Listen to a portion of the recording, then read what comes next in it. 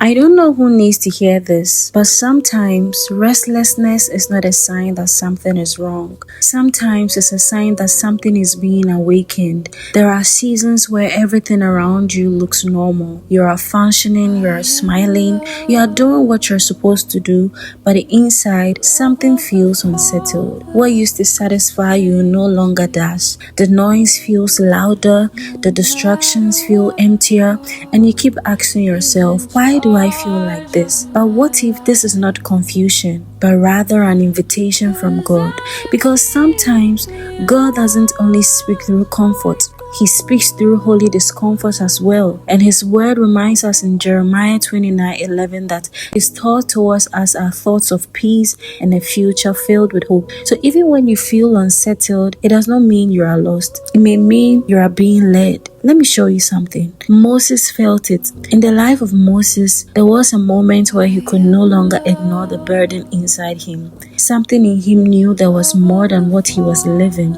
David felt it too. David was anointed long before he was appointed. And in that tension between promise and process, there was restlessness. But Psalm 42:1-2 says, as the deer pants for streams of water, so my soul longs for you. That's what the feeling really is sometimes, a deep longing for God. Esther experienced it as well. Esther was placed in comfort, but called into courage. And sometimes purpose stretches you beyond what feels safe. Even Peter was familiar in waters, fishing, when Jesus called him away. And Jesus didn't call him backward, He called him deeper.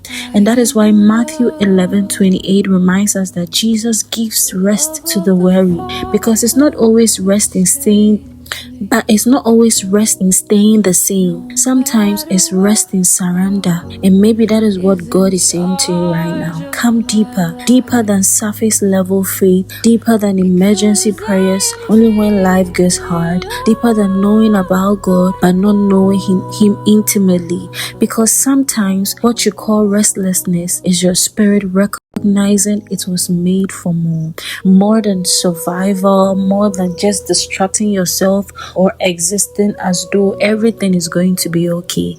And that is why certain things don't feel the same anymore. Certain environments feel heavy, certain conversations feel empty, not because you are losing yourself, but because God is shifting your appetite. And Isaiah 43:19 says He is doing a new thing, making a way in the wilderness. Even Mary Magdalene shows us this. Mary Magdalene encountered Jesus and everything changed. Because one real encounter creates a hunger the world can no longer satisfy. So don't just rush to numb the feeling. Don't drown it in noise or try to distract yourself. Sit quietly with God. Sit with God in it. Because even Romans 8:28 reminds us that all things, and I mean all things, even the uncomfortable seasons, are working together for good for those who love Him. So maybe this restlessness is not punishment. Maybe it is a preparation. And instead of asking only why do I feel this way, ask Him, what are you drawing me into? Because sometimes the very thing making you uncomfortable is the very thing leading you deeper into God.